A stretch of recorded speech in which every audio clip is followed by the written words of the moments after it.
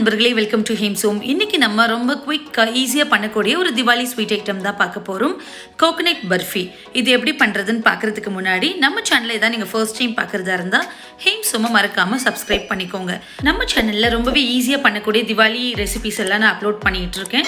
So அந்த link எல்லாம் டிஸ்கிரிப்ஷனில் கொடுக்குறேன், போய் பார்த்துக்கோங்க. இந்த ரெசிபி என் லைஃப்லேயே ரொம்ப ஸ்பெஷலான ரெசிபி. அது என்ன ஸ்பெஷல்னு சொல்லிட்டு நான் வீடியோ மிடில் சொல்கிறேன். இப்போ கோகனட் பர்ஃபி எப்படி பண்ணுறதுன்னு வாங்க பார்க்கலாம். பர்ஃபி செய்கிறதுக்கு முன்னாடி ஒரு பிளாஸ்டிக் பாக்ஸ் எடுத்து வச்சுருக்கேன். அதில் பட்டர் ஷீட் அப்படி இல்லைன்னா ஏதாவது ஒரு பாலித்தீன் ஷீட்டில் கொஞ்சமாக நெய்யை வந்து ஸ்ப்ரெட் பண்ணி விட்டுக்கிறேன். இந்த மாதிரி ஈவனாக அப்ளை பண்ணி இதை தனியாக எடுத்து வச்சிடலாம். இப்போ ஒரு கடாயில் 1 டேபிள் ஸ்பூன் அளவுக்கு நெய் விட்டுக்கிறேன்.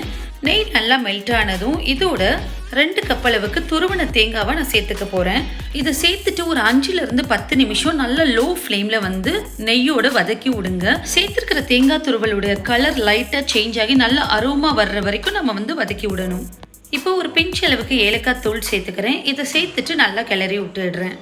தேங்காய் துருவல் லைட்டாக கலர் சேஞ்ச் ஆனதும் இதோட 3/4 கப் அளவுக்கு சுகர் ஆட் பண்ணிக்கிறேன். சுகர் அளவு உங்களுக்கு ஏற்றாப்புல நீங்கள் கூட சேர்த்துக்கிறலாம். பட் 3/4 கப்பு வந்து ரொம்ப நார்மலாக இருந்தது. 1 கப்புங்கிறப்போ ரொம்ப அதிகமான ஸ்வீட் ஆகிடும், ரொம்ப திகட்டிடும், சாப்பிட முடியாது. ஸோ 3/4 கப்புங்கிறது வந்து ரொம்ப திகட்டாமல் நல்ல நார்மல் லெவலில் இருந்தது. ஸோ இதை ஆட் பண்ணிவிட்டு நல்லா கிளறி விட்டுறலாம். நம்ம சுகர் சேர்த்ததுக்கப்புறம் நம்மளுக்கு ஆட்டோமேட்டிக்காக மெல்ட் ஆக ஆரம்பிக்கும். ஸோ அந்த தேங்காய் துருவலும் சுகரும் நல்லா மெல்ட் ஆகிற வரைக்கும் நல்லா வதக்கி விடுங்க. இப்போ பார்த்தீங்கன்னா நல்லா கோட் ஆகிருக்கு. நம்ம ஆட் பண்ணியிருக்கிற சுகரும் தேங்காய் துருவலும் நல்லா மிக்ஸ் ஆகி இந்த மாதிரி ஒரு கன்சிஸ்டன்சிக்கு வந்திருக்கும். ஸோ இந்த கன்சிஸ்டன்சியில் நம்ம ஃப்ளேம் ஆஃப் பண்ணிடலாம். பேனில் நம்மளுக்கு சுத்தமாக ஒட்டாமல் இருக்கும். ஸோ இந்த ஸ்டேஜில் இதை எடுத்துட்டு உடனே நம்ம ரெடி பண்ணி வச்சுருக்கிற அந்த பிளாஸ்டிக் பாக்ஸுக்கு நம்ம மாற்றிக்க போகிறோம். பாக்ஸுக்கு மாற்றினதும் அதை நல்லா ஈவனாக நல்லா டைட்டாக ப்ரெஸ் பண்ணி நல்லா வந்து அழுத்தம் கொடுத்து ஈவனாக ஸ்ப்ரெட் பண்ணி வச்சுக்கோங்க. இந்த கோகனட் பர்ஃபி வந்து நல்லா ஆறுற வரைக்கும் விட்டுருங்க.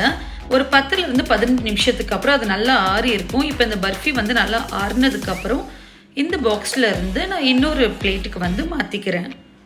இப்போ நம்ம கோகனட் பர்ஃபியை வந்து பீஸ் போட்டுடலாம். இந்த வீடியோ ஸ்டார்டிங்கில் இது ரொம்பவே எனக்கு ஸ்பெஷலான ஸ்வீட்டுன்னு சொல்லியிருந்தேன்.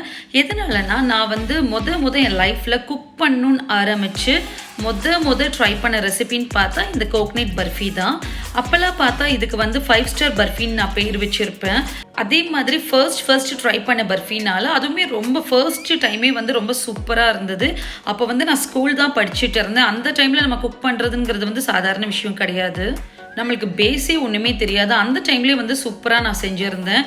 அதுக்கப்புறம் எங்கள் வீட்டுக்கு யார் வந்தாலுமே வந்து அவ்வளோதான் தொலைஞ்சாங்க. இந்த கோகனட் பர்ஃபி தான் வந்து முதல்ல செஞ்சு கொடுப்பேன். அந்த அளவுக்கு ஒரு டச்சிங்கான ரெசிபின்னு சொல்லுவேன். இந்த ரெசிபி செய்யும் போதே வந்து நிறைய ஸ்வீட் மெமரிஸோடு தான் செஞ்சேன். ரொம்ப சூப்பராக இருக்கும். கண்டிப்பாக ட்ரை பண்ணி பாருங்கள். ரொம்பவே ஈஸியாக குயிக்காக வேற பண்ணிடலாம் இதை. ஸோ கண்டிப்பாக இந்த திவாலிக்கு நீங்கள் ட்ரை பண்ணி பாருங்கள். ஸோ அவ்வளோதான், நம்ம சூப்பராக இதை பீஸ் போட்டாச்சு. உங்களுக்கு தேவையான ஷேப்ஸ்க்கு நீங்கள் வந்து இதை கட் பண்ணி சாப்பிடலாம். இது வந்து நம்ம கோகனட்டோட துருவல் சேர்த்துருக்கிறதுனால ரொம்ப க்ரன்ச்சியாக ரொம்ப சாஃப்டாக இருக்கும். 2 காம்பினேஷனில் ரொம்ப டேஸ்டியாக இருக்கும். க்ரன்ச்சினஸும் இருக்கும், அட் த சேம் டைம் அந்த சாஃப்ட்னஸும் இருக்கும். ரொம்ப சூப்பர்பான ஒரு ஸ்வீட் ஐட்டம்னு சொல்லுவேன். கண்டிப்பாக ட்ரை பண்ணி பார்த்துட்டு எப்படி இருந்துச்சுன்னு கமெண்ட்டில் சொல்லுங்கள். என்னோடய வீடியோ உங்களுக்கு பிடிச்சிருந்தா லைக், ஷேர், கமெண்ட் பண்ணுங்கள். ஹேம்ஸ் ஹோமை மறக்காமல் சப்ஸ்கிரைப் பண்ணுங்கள். அடுத்த ஒரு புது வீடியோட உங்களை நான் மீட் பண்ணுறேன். நன்றி.